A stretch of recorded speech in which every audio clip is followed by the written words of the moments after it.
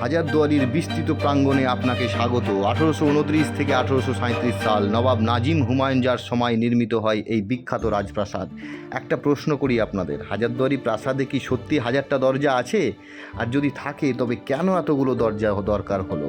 সব দরজা কি আসল নাকি কিছু নকলও বানানো হয়েছে? চলুন একে একে পাঠ্যোদ্ধার করা যাক।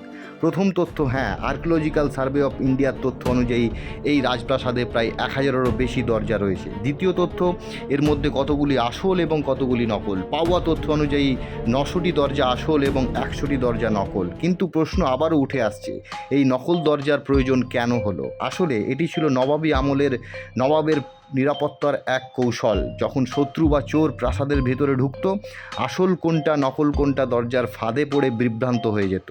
ঠিক সেই সময়ই প্রহরীরা খুব সহজেই তাদের পাকড়াও করতে পারত। তাই হাজারদুয়ারি শুধু একটা ঐতিহাসিক প্রাসাদ নয়, বরং নবাবী আমলের এক দুর্দান্ত বুদ্ধিমত্তার পরিচয়। এখন বলুন, আপনি কি আগে জানতেন এই রহস্যের কথা? কমেন্টে অবশ্যই জানাবেন।